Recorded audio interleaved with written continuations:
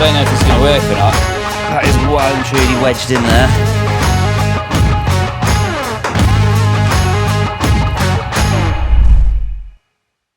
Right guys, so next up we're going to be installing these. So these are, if I can get them apart for you, ACO slot drains. So they're made by ACO and they're called a slot drain because, you guessed it, they're just this little slot as a drain. So what we've got to do is basically get these bedded in down this end here, like so. So they'll sit under the ground like that. The slot drain then sits on top like that, and then our paving will come up here, finish flush with this, well, a couple of mil above this, so the water can then drain into that. Ideally it needs to be a couple of mil just to allow for a bit of capillary action into there. What we do is as well is basically connect our 4-inch pipe to the bottom of this via a 90-degree bend. That will then run straight down and go into that, and then if you remember from a previous video, our drainage then runs from the front of the house to the back in this light well and the other as well, and they go out into that lovely Victorian drain that we got at the back of the house. We are going to need to do a little bit of a modification in that corner to make sure it fits in nicely. Obviously they just come as a 1 metre length, so we need to cut them to size, join them all together, get the pipework in underneath, get the pea gravel in, then we can get these nice and levelled up, get them flaunched up, and then leave them over the weekend then to fully cure, so then we can carry on getting the stone in this area, and then ultimately start getting the slabs down. Right, let's get on with it and get these smashed in.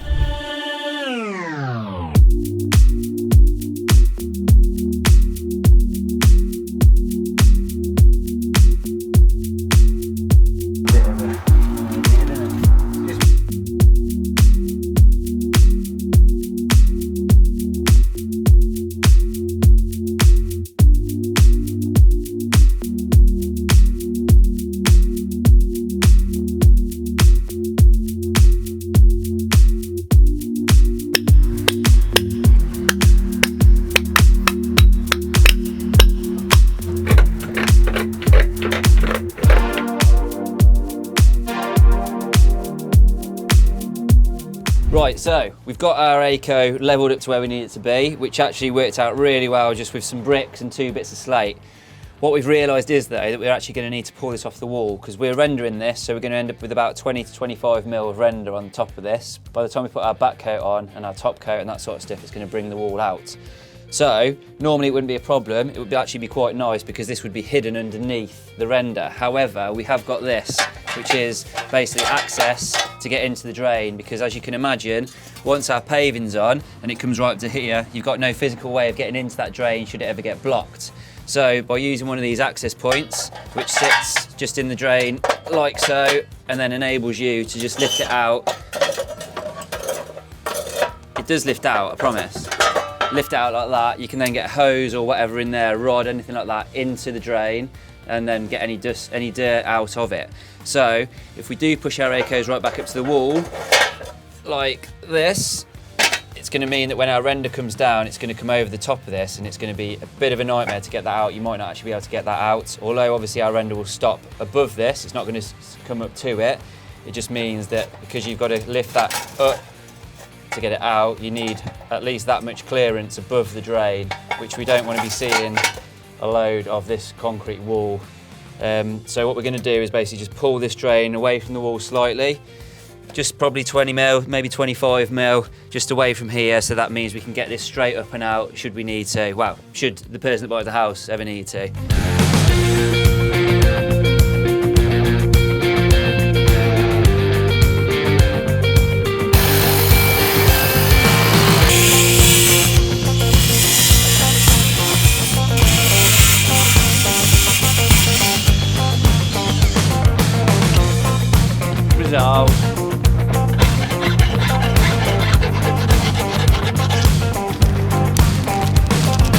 Right, so what we've got here is this, which basically sits on the bottom of here. However, surprisingly enough, it doesn't fit properly. So we're going to have to adapt this as well, just to make sure it sits in here like this. And then our 4-inch pipe, our 90-degree bend, which is one of these, will sit on the bottom there attached to that. So it basically sits like this, and then any water that comes into the drain will just come out through there and then go through our main drain and out into the combination drain in the back of the garden. Cool, right, so I just need to do a little bit of adaptation of this, and then we can get this all in place, get those down there, and then crack on.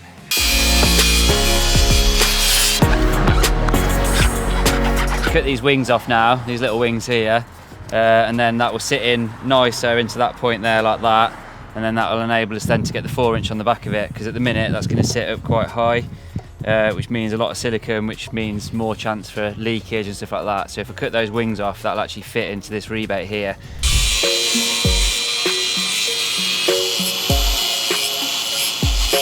Right, there we go. It's a much better fit in there now. So you can see it sits right in there nice and tight. So all we need to do is basically put a nice bead of silicone around there, get that in there, silicone again around the outside, and that will hold that nice and rigid then, so we can get our pipe work in, get it connected. The job's a good in.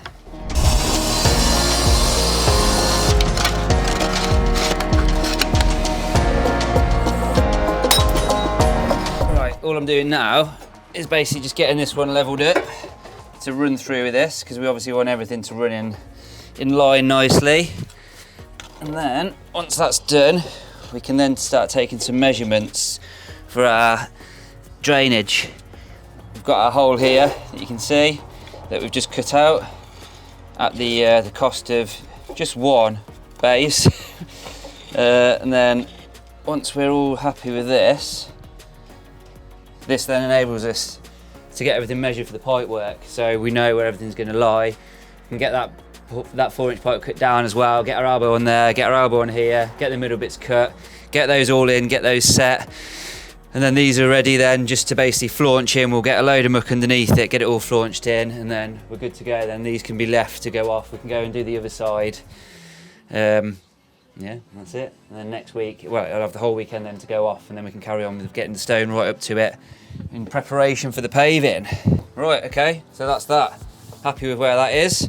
Now I can start to take some measurements for our 4-inch pipe. So, drains are set, not set, but they're where we need them to be. Now we need to figure out how we're going to connect these slot drains to our main drainage run. So we've got a few various bits of pipe knocking around. So we're going to have a double collar here, which is going to sit on the underside like so. Then we're going to have just a length of 4-inch pipe, which we've only got a couple of little bits which we're going to use together. And that will go straight into that 4-inch pipe over there. And then we need another double socket, because we've got the end of the 4-inch pipe, and then we're going to connect onto that 4-inch pipe. So the only double socket ones I've got, this one's fine, I can just chuck that straight on. That is not a double socket, so that's no good. I've got this one, which has got a bit of pipe stuck in it, and I've tried, and I can't get it out, so I'm going to have to try a little bit of a hack to get it out. So what I'm going to do, swing around here, basically I'm going to cut a little slot.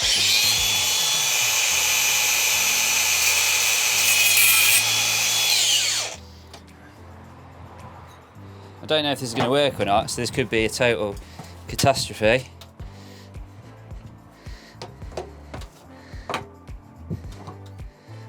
I need a bit of leverage, and then it's moved a bit.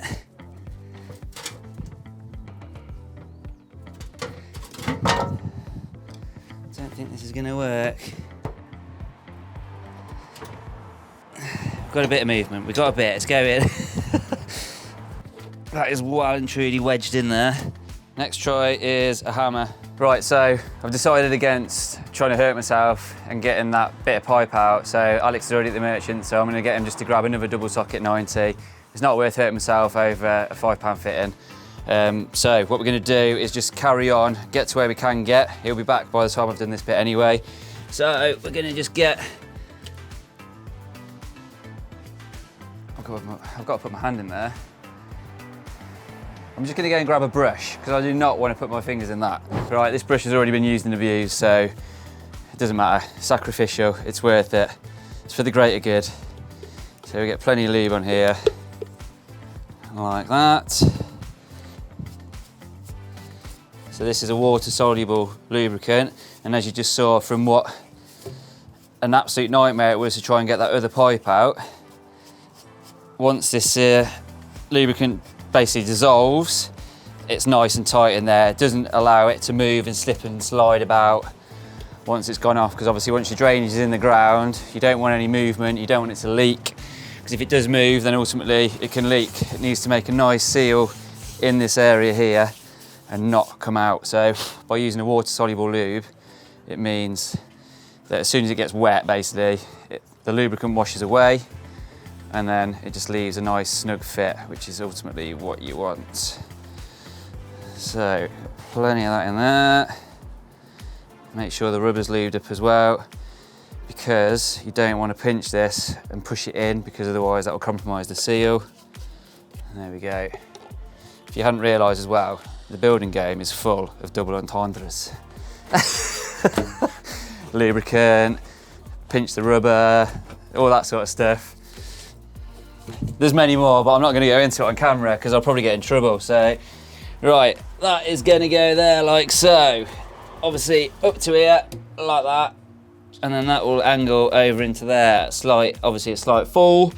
It wouldn't matter if this went in level. However, we are going to put a fall on it because obviously that's best practice. So what I'm going to do now, I'm going to get this bit, which is another socket, which is effectively a coupler. We'll get that onto there, get that all connected nicely, and then we can figure out exactly what height we need to cut this at then. What I am going to do first is just lightly chamfer the end of this, because as I mentioned before about the rubber seal, what you don't want to do is shove a bit which is flat like this into that seal, because what it will do is it will pinch the seal, push it over. So you need to put a chamfer on the edge of this first so it goes into the hole nice and easy. So there are many tools that you can get for this. Pete does have a fantastic tool which is basically a large metal, it's kind of like a hole saw. It sits over it and it literally just cuts a nice chamfer straight on it. It just attaches to a drill. You just go zip, zip, zip like that, and it just chamfers it off, which is nice. But Pete's not here. You can see now I've just added a bit of a chamfer, so you can see there that just enables it to slot into the pipe a lot easier. The last thing you want to do, like I mentioned, is pinch that rubber, because it will knacker up your seal. So now we've done that, we can get the other bit connected. Again, bit of lubricant.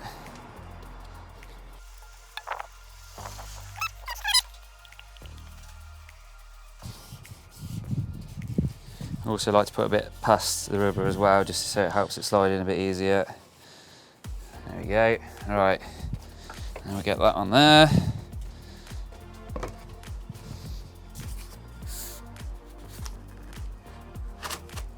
There we go, nice and simple. Right, that is all we can do for a minute, but you can see now what's going to happen. So that will connect onto there.